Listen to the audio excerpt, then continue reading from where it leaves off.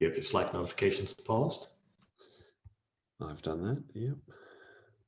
All right, we've got some participants coming through. Good morning, everybody. We'll get started in probably about 30 seconds. We'll just give everyone an opportunity to jump on and join.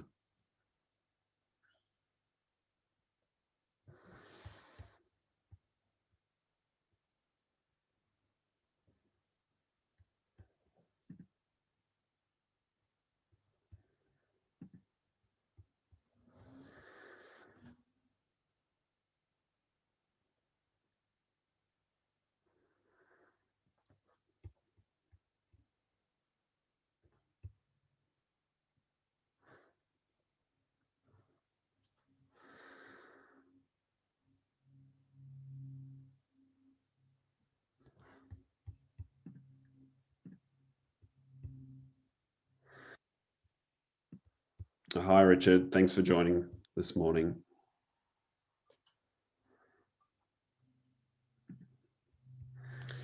All right, just after 11:30, 11:31, we might get started. So good morning, everyone, and welcome to our webinar today on optimising your learning management system journey.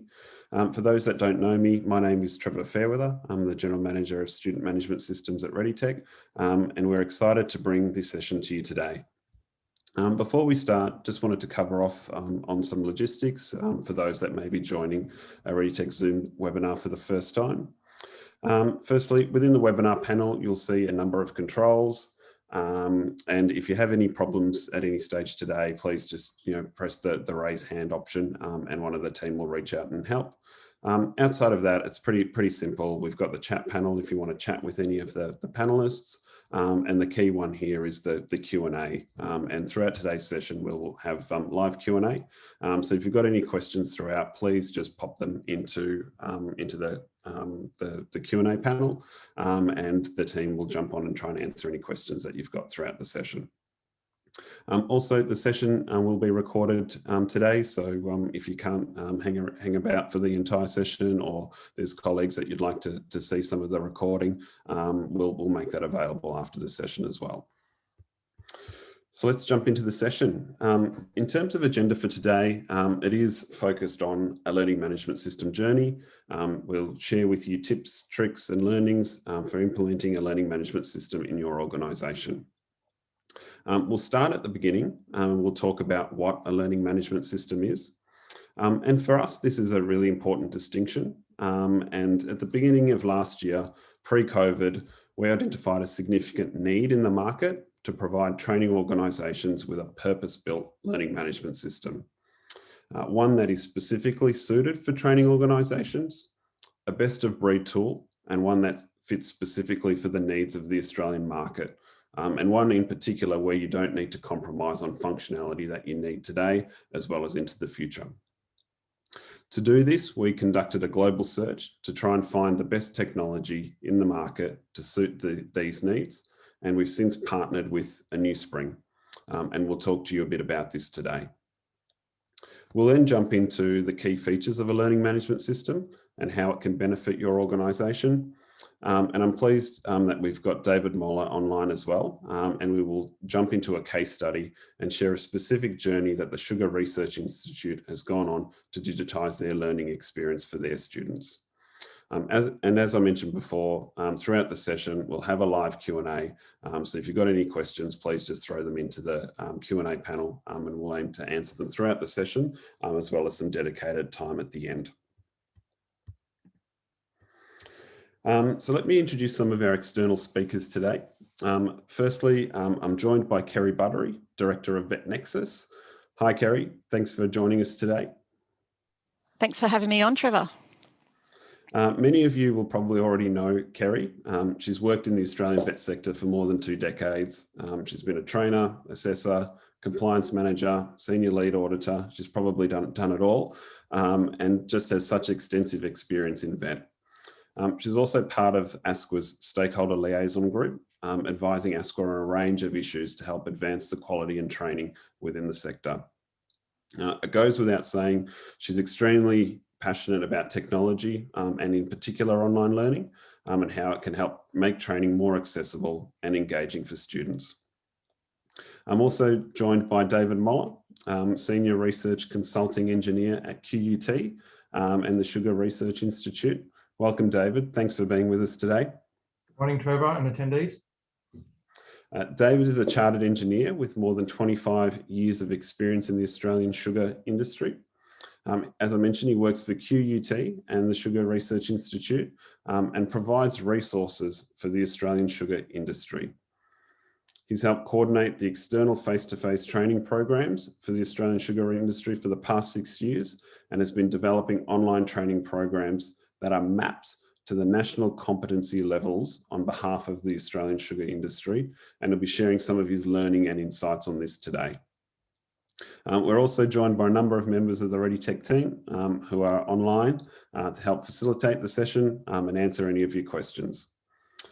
So that's enough from me. Just wanted to provide a bit of context and a quick intro to the session. So let's jump into the session and I'll hand over to Kerry to kick things off.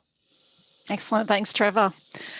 Okay, so I've been invited to come along and talk to you about what an LMS is, what the difference is between an LMS and some of the other systems that are out there, why you would need an LMS, and some of the things to look at in terms of the things that you need to have. So I thought I'd start by defining what is an LMS. Now, a learning management system is different to a student management system. There are some systems that do both. There are some systems that have a student management component, but have an add-on of a learning management system that might be limited in functionality, but provides some of that functionality for you so that you have the basics of being able to have it all in one system. There are some that are quite extensive being together. The thing with going and choosing an LMS is finding the right one for your organization that's going to do the things that you need. Now, every organization is different, so you need to be thinking about what is it that I want my LMS to do. Might be that you want it to integrate with your student management system. So the student management system is the one where you're going to enroll your students, have all of their data like their USI, their address, their date of birth, some communication, those sorts of things, and where you're going to issue your certificates from, and where your event reporting comes from. So that's the student management system, or the SMS. Then in terms of the learning management system, that's where we're going to have all of these other things to do with the interactions that the student has. And it's the place where your students and your trainers are going to go. So it's where they'll log in and access their learning materials. You'll have some administration there. There's only a small amount of administration, but that's more in terms of making sure the students are in the right courses with the right trainers and any of the resulting in those sorts of things, either pulling it out of the learning management system to go and enter into your student management system, or you might have that automated between the two systems. And we'll talk about some of these different options. Important things to note are that your LMS might have your documentation in terms of your learning materials. So some RTOs approach it where they will take their learner guide or other participant guides, etc., and put them as a document up on their learning management system that the students can then access and download, sort of like a repository of documentation for students to access.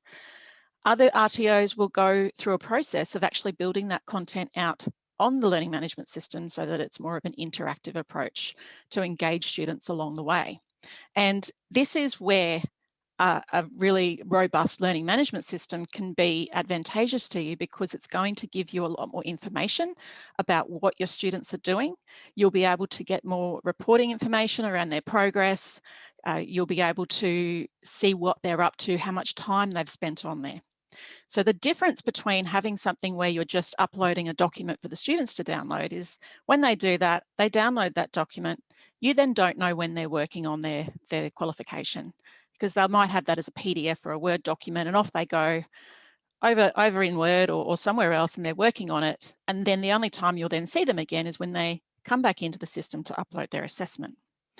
So that's why when you look at a learning management system, it's a really good idea to look at how easy it is to build the content out on the pages and how you can get students interacting with that. Trevor, we might go to the next slide, please. So this is where we talk about that learning content. This is what goes on your learning management system, not your student management system. So your student management system's where you're going to be enrolling learners, okay, and that might automatically transfer over into your learning management system. You might have an integration there, or you might manually then enroll them in the learning management system. But this is the system where our learning content resides. So the 3 diagrams that I've got there, the first one is of books. So instead of having a textbook or a learner guide and different bits of paper, you build that content out on the pages in your learning management system. That content can include a whole range of things, including text, images, videos. It's just the second icon that I've got there. You can create your own videos. You can find videos on YouTube, but bring it together and actually put it in context for the student. So as they go through the learning materials and read the content, you might say then, okay, watch this video.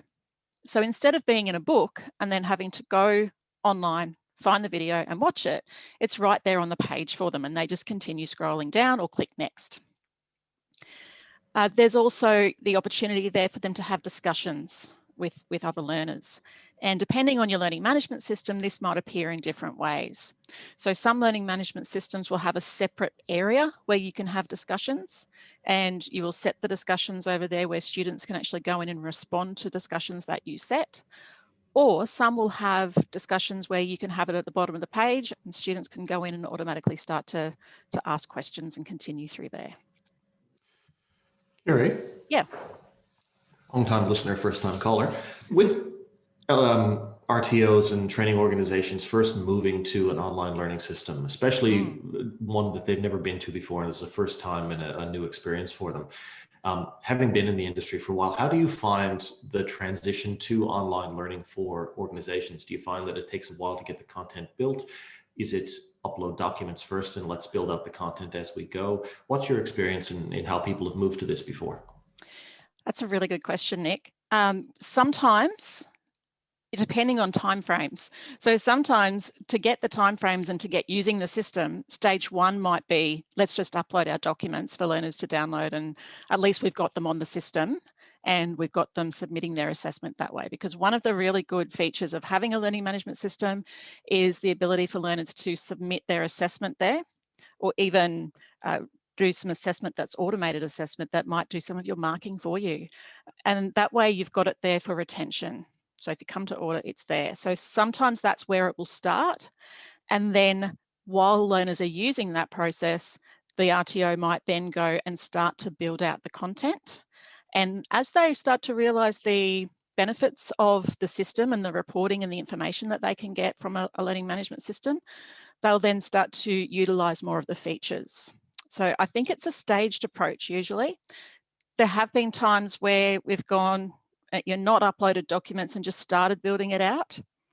The first course is always the slowest.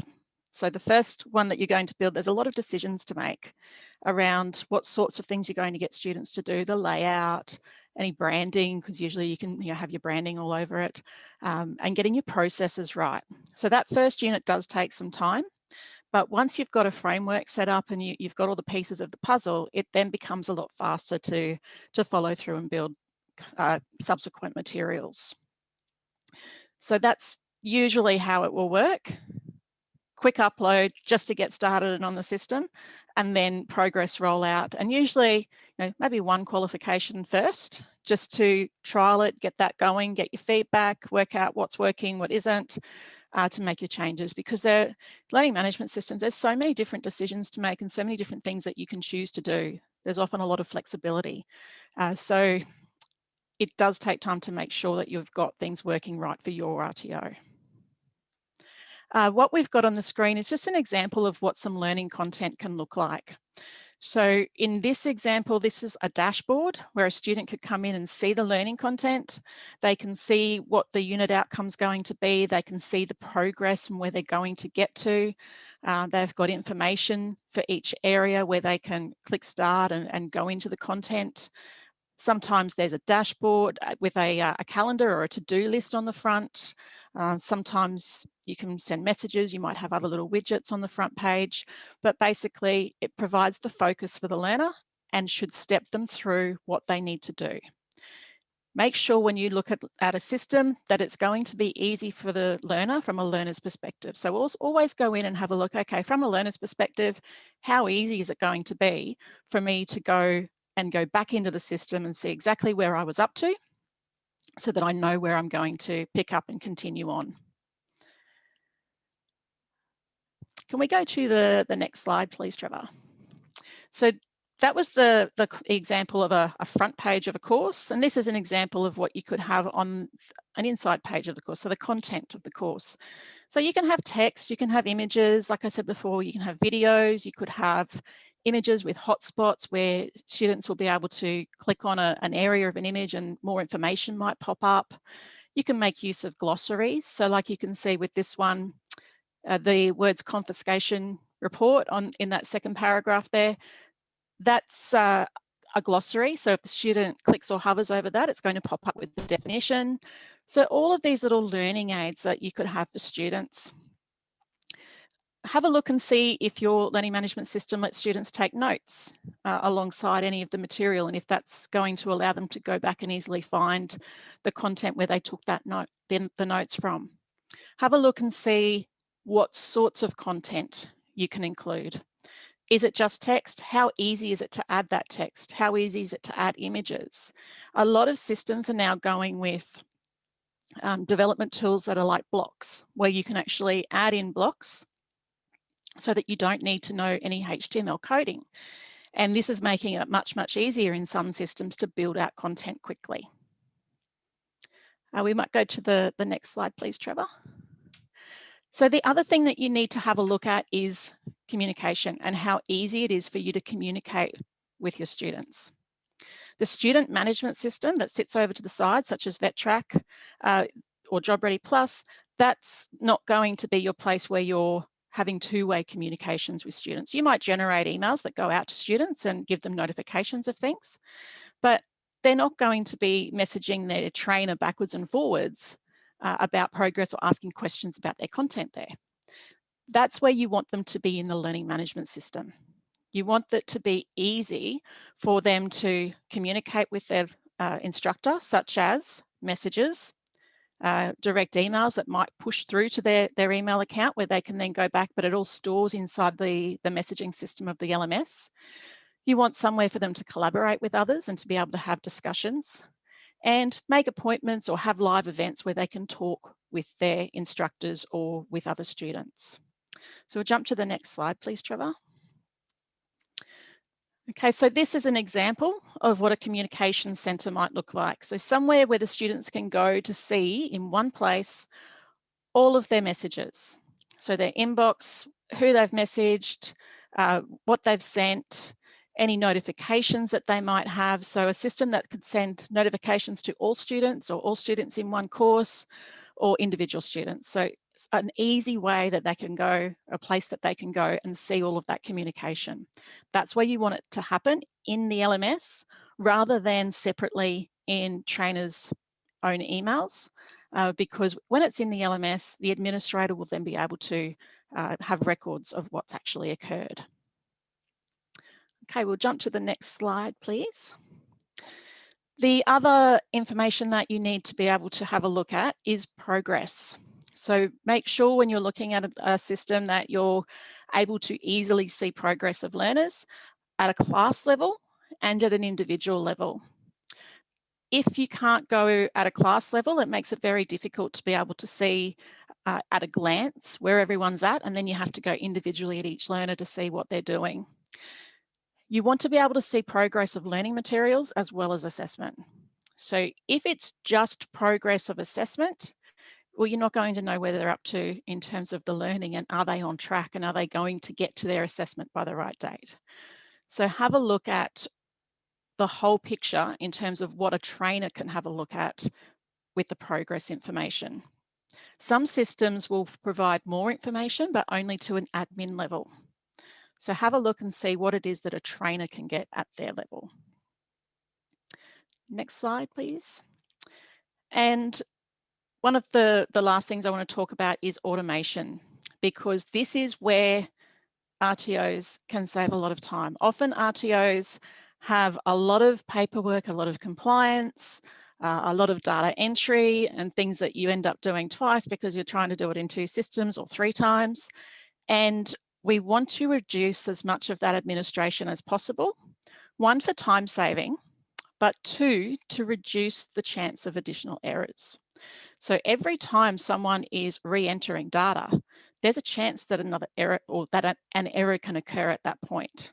So if you've got someone getting results from your learning management system and then going and manually entering them into your student management system, an error can occur when they're entering that, and it needs to be checked very, very carefully. When you've got automation and the system is actually sending that result across to the student management system, well, there's not going to be necessarily an error that could occur between the two, as long as it's talking well. You just need to then make sure that you're doing spot checks and that things are happening right when that comes back. So from the trainer end in the LMS, they need to make sure that what they're doing over there is correct.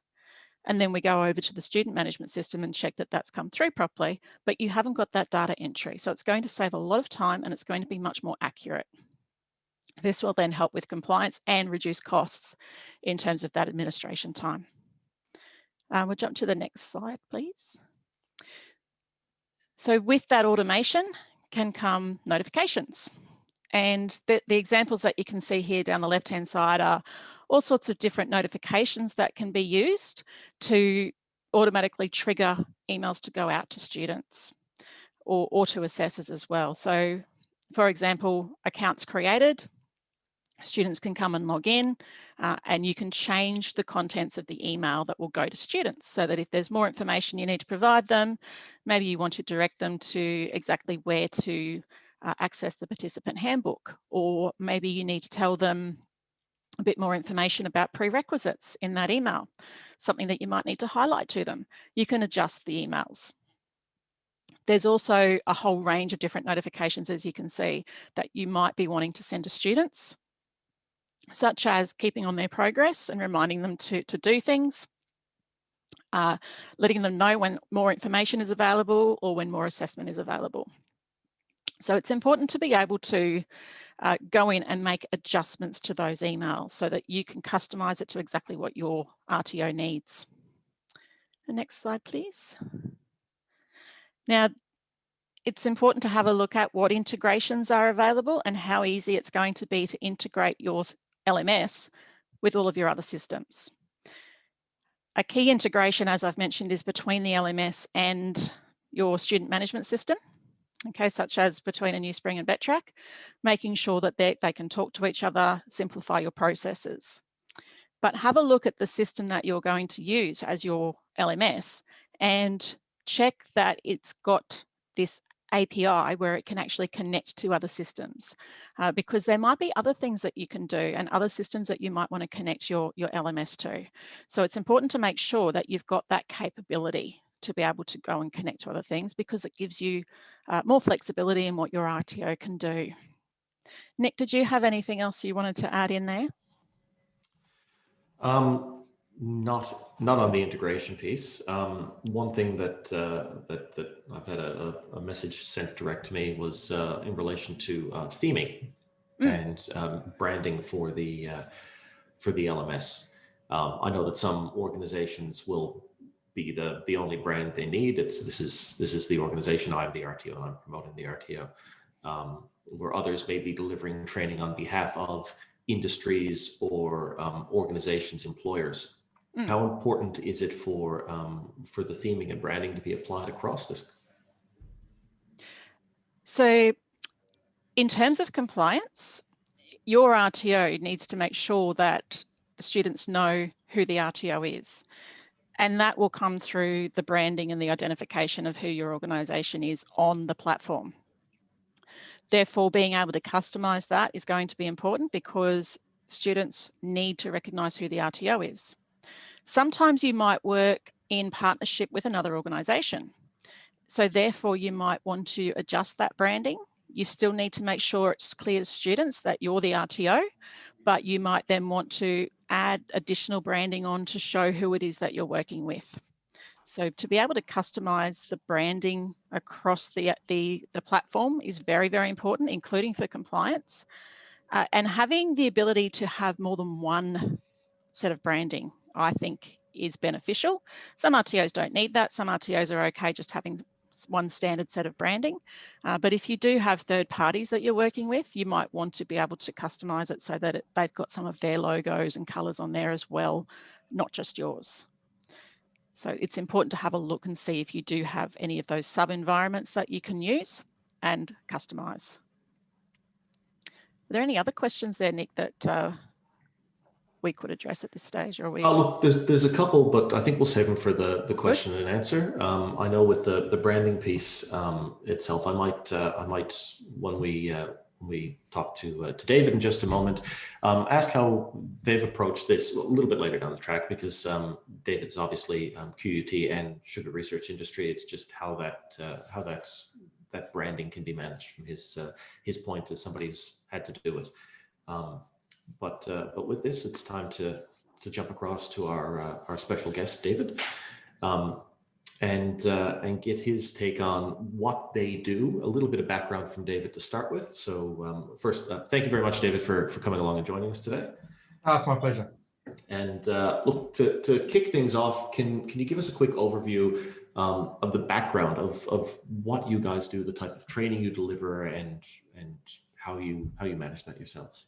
So just firstly, I work for QUT, and along with our sugar industry partner, SRI, we are the main primary training organisation that provides training for operators and technologists within the Australian sugar industry. So within that industry, we deal with 9 different companies, 22 different sites. The range of services that we provide include face-to-face training. So I've just got back yesterday from 6 weeks of face-to-face training with operators and technologists. We were commissioned by the industry as a whole to develop a LMS that was suitable for providing online training for the operators within the industry. So potentially this is, we look at, we provide training for the factory people, not the agricultural side of things, so not the growers or the harvesters. So potentially that's about 5,000 people. So we were commissioned to do this, and we are about 5 years in now, and so we've been using and developing our programs within this platform. Okay. Now, when you were looking for a learning management system to deliver this as part of the project, obviously you went out to market and you looked for quite a few LMSs to see which one was going to best suit your needs. And I believe from previous conversations, you looked at approximately 16 LMS solutions in the search for the one that you landed upon. What were the key features were you after? What were the key things that that really drove you to make your selection?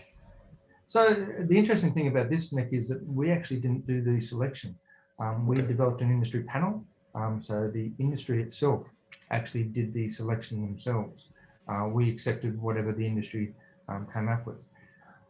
Some of the things that they were looking for is, as previously mentioned, they were looking at systems that would enable themselves to have sub environments, so that they can have their own branding, so that their students would come into a familiar site.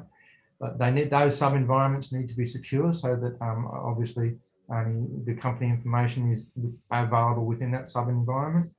They also wanted a system that was able to track the learning journey from each attendee, both at the company level by the people that are administering the learners locally, and also at the course development level, which is sort of my level, looking at the how the learners are looking at the information and providing which questions they're having difficulty with, and that helps you fine-tune your course to make sure that the content that you're providing to enable them to add to their learning is actually accurate enough for them to be able to accurately answer the questions. The other thing was, because of the system that we used, one of the key things that the industry was also looking for is portability. So we wanted a platform that is just as home on a computer system, not like we're using now, or one of these little things here that every person has now. So we've actually structured our courses so that they can be wholly done on this little thing, on these things here, so that you don't necessarily have to be in front of a computer to complete the course. Okay. How do you find the mobile interface? What do you see as the pros and cons for mobile as opposed to desktop and old school computers? One of the first issues we found with mobiles is that my spelling is never as good on my mobile as it is on a keyboard. So within that, we have structured our assessments not about typing answers, but more about selecting answers. So having a thing like that. So a lot of the stuff is drag and drop and point, rather than actually have to type in exactly the same words. The sugar industry is littered with unique terms like masquite and things like this, which I misspell 4 times out of 10 anyway. So it's a lot easier to select those difficult terms than try to do an assessment based on which is assessing spelling rather than assessing knowledge. The key feature is that we found it quite easy to develop courses so that looked on a wide format like a computer screen and on a small format like a automatically transition to a small format like a mobile screen. This system has worked really well. Probably the other key thing that the industry was looking for is that all of our assessments and tools are unique to our industry. So it wasn't as if we could pick up the key training material from other providers or other platforms or anything like that. So we had to develop a system. So one of the key things that we look for is the ease of being able to do course development and development and rolling out. And within the Newspring platform, the costs associated with doing your own course development were significantly less than the majority of the other platforms that we assessed. And overall, how has implementing a Newspring helped in terms of the business, the learner outcomes, the efficiencies, the interactions with the students? So what we do is we're at the top level and the course development level. Obviously, managing 4,000 students is not what I'm aiming to do. We actually push down the management and the administration at the student level onto each company's HR training department. One of the features of this system is that with a minimal amount of training, they're able to do that and allow me to focus on course development and stuff like that. We see this as our programs as being in conjunction with our other training, which is face-to-face training and on-site mentoring. We see this as one of the tools in the toolbox. So the training program, the learning journey for anyone never ends, and particularly within a very specific industry such as ours. And so some companies are using these courses as an assessment tool prior to employment.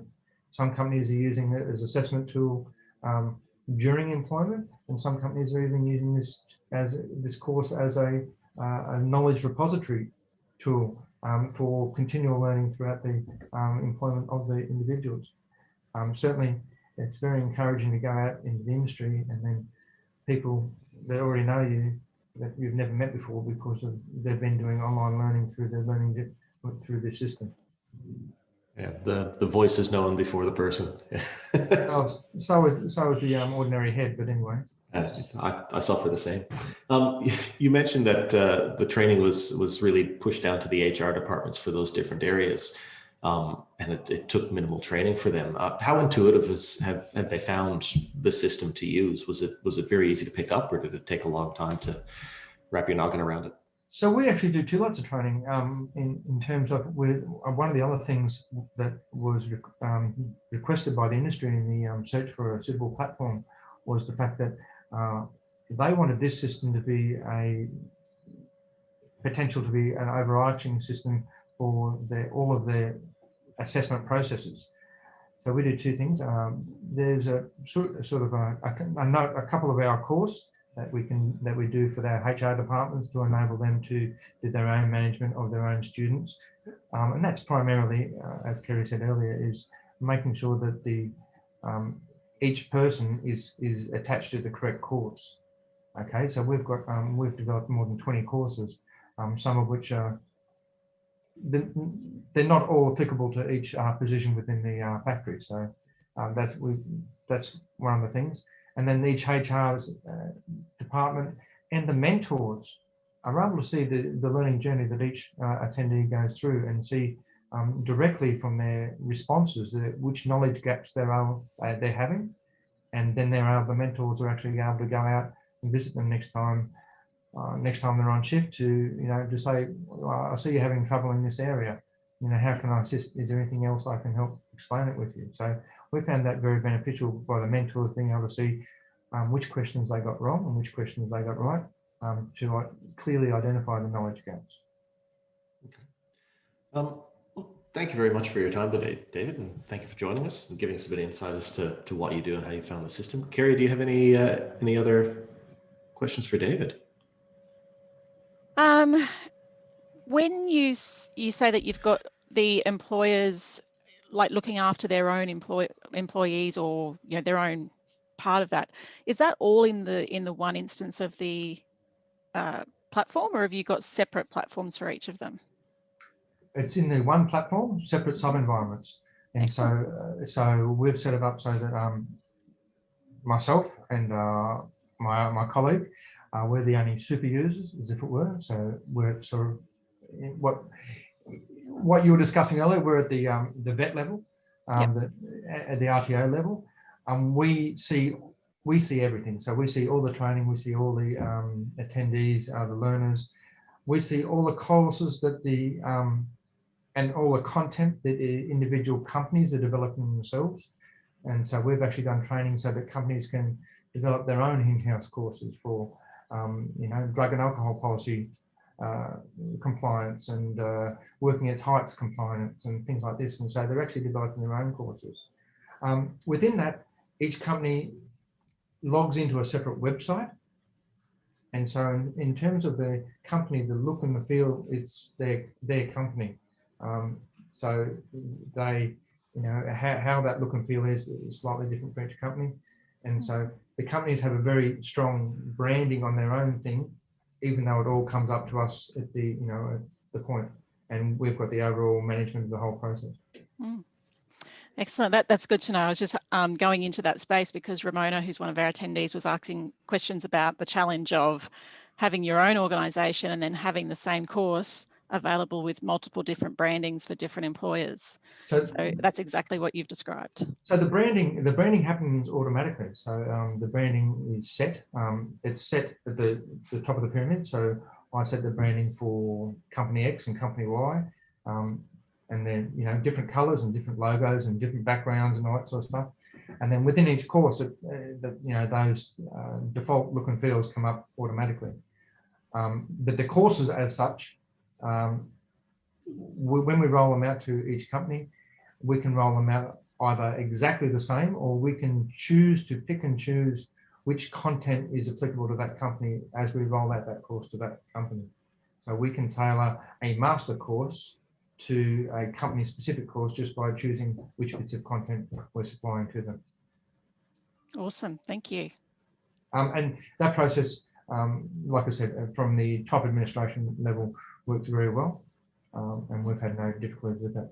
And the barriers, sugar, like every company, the sugar mills like to test the integrity of their data. So the barriers between companies is absolute. It's only the top level people that can actually see all of this information. Yeah, so within their organisation, their information is kept confidential and not shared with any of their competitors or other people that are using the platform. Absolutely. Yeah. Absolutely. And the attendee, the learners, they can share within the company, but they can't share across company. Yeah, fantastic. Nick, is there anything else that you want to ask there, or should we move to our Q&A? I think it's probably, looking at the time especially, time to move to Q&A. Excellent. Didn't even have to prompt Trevor, he was all on top. Let's look at that. What's there? Yeah, well, I've already brought in one of Ramona's questions around that branding that was in the chat. So that was really good to get that information. Simon has asked, are you seeing LMSs integrating with Microsoft Teams? That's a good one to ask, because there is a lot of integration with things like Zoom and Teams that is happening. Nick, do you want to talk about whether that's available with the Newspring? Yes. That's just answered it. Yes. Yeah, look, a Newspring will allow you to use third-party things like Google Hangouts, Zoom, Teams. You can put in the link for those systems. It will take you out of the Newspring system to take you into Teams, but you can use third-party video conference facilities through the system if that's what your organization uses and how you'd like to use it.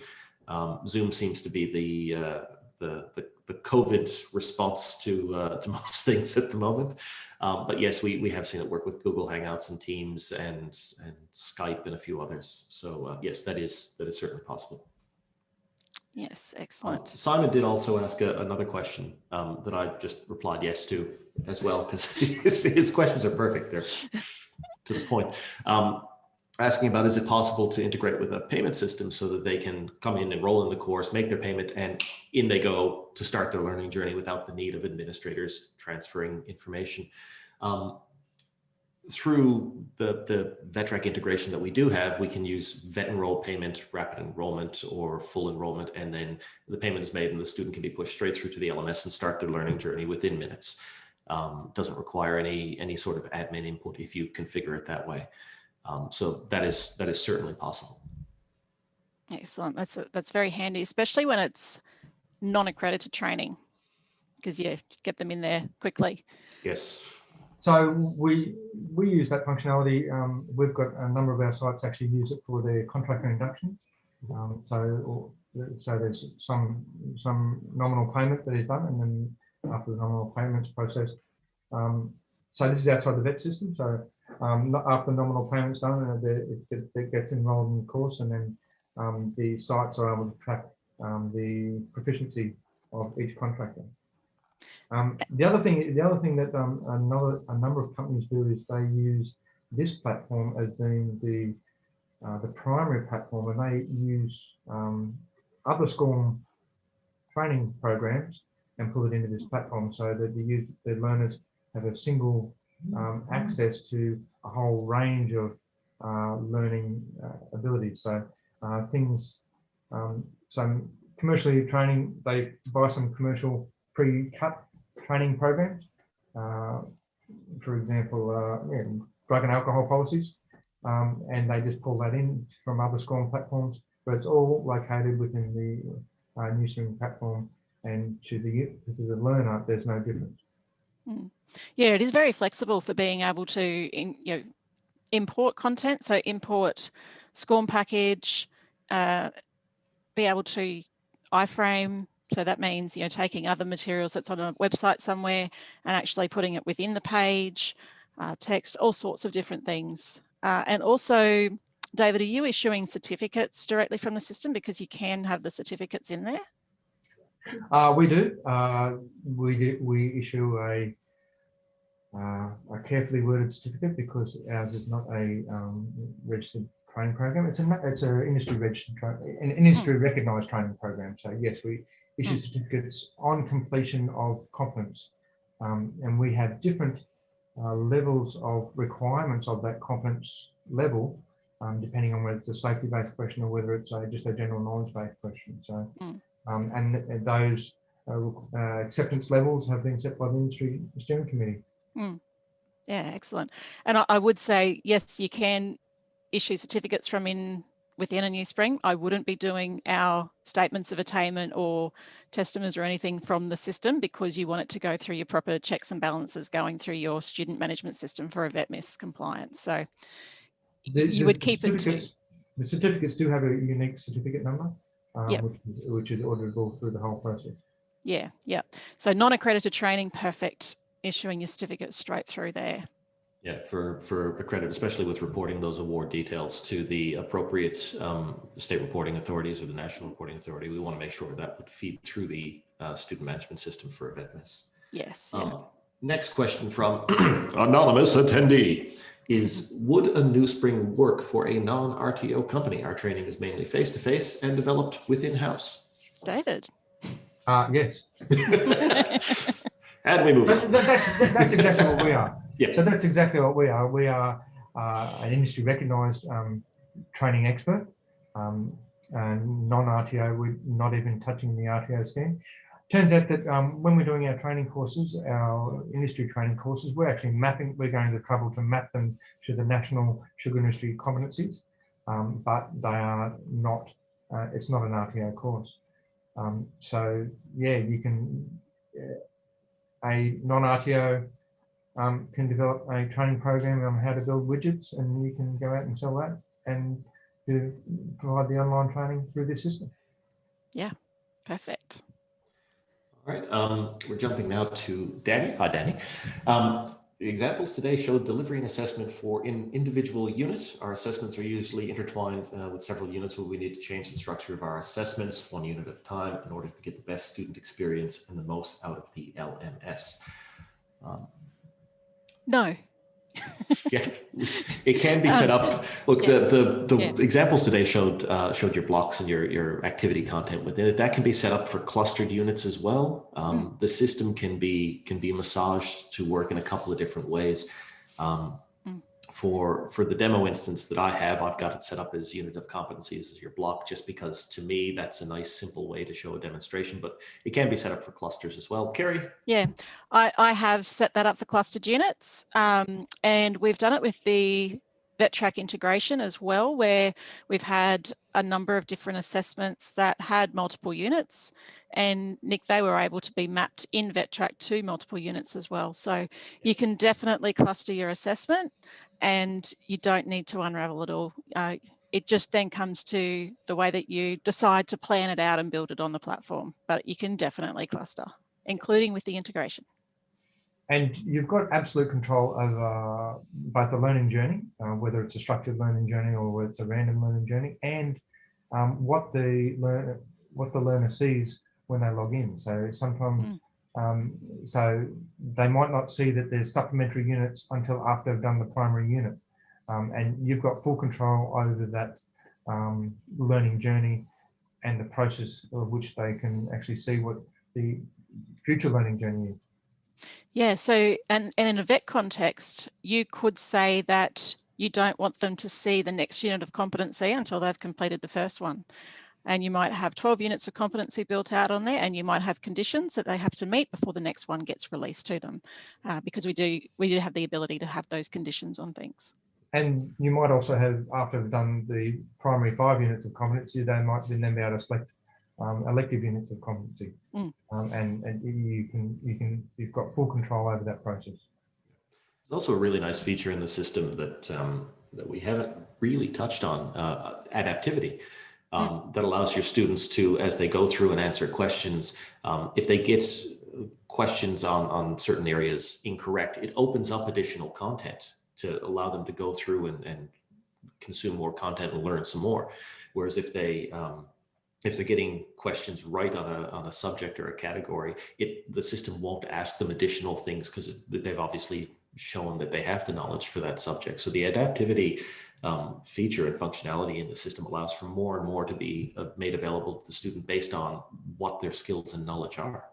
The other thing, Nick, is that each time a student logs into the platform and logs into that course, they go directly to their last location, so their last piece of content. They can also then back out, and they can back out into a menu, and the menu shows very clearly where they are in the journey. But the key point thing is that as soon as they log in, and log into that course, they go exactly to the content. They don't have to find out where they were. It goes automatically to there.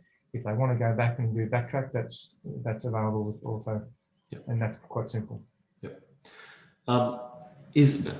Ramona has asked, is it possible to know some of the specific things that were considered by the industry when selecting the LMS? The answer is no, because I actually stayed out of the process, to be honest. This was, it was an industry-funded project, and so I was very clear to not put any preference. And so we had an industry steering committee of 6 different companies, representatives.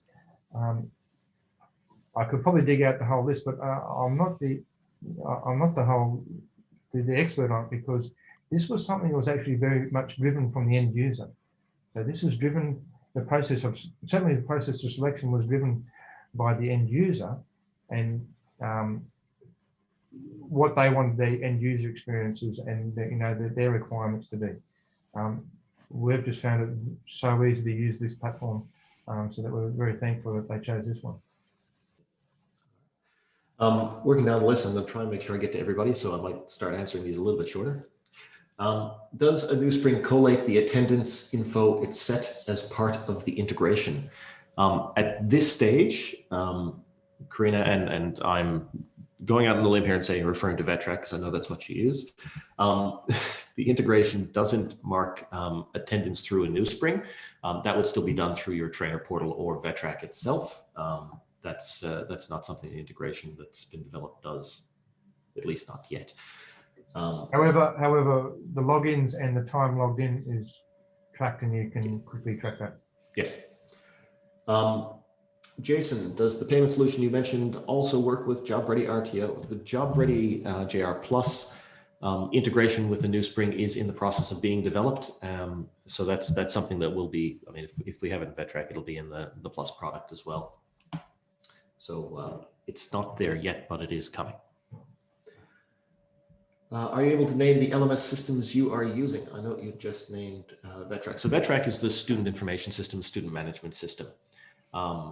A Newspring itself is the learning management system. These two systems do talk to each other. A Newspring is getting an integration developed for JR Plus as well. So the JR Plus student management system will have an integration with the Newspring. Trev, do you have any more to add? No, not really, Nick. It's yeah, certainly the intention is the integration that we have between the Newspring system and VETRAC. We want to continue to improve that, and specifically for JobReady Plus with it similar. So we want the exchange of information between the two platforms to be very, very seamless. Our intention is to try and provide a unified student experience, so the student doesn't feel like they're moving between two platforms. So more work to be done on that, but we've made some good progress so far. Anonymous attendee again. What LMS are Sugar Industry using? David. So we're using a Newspring.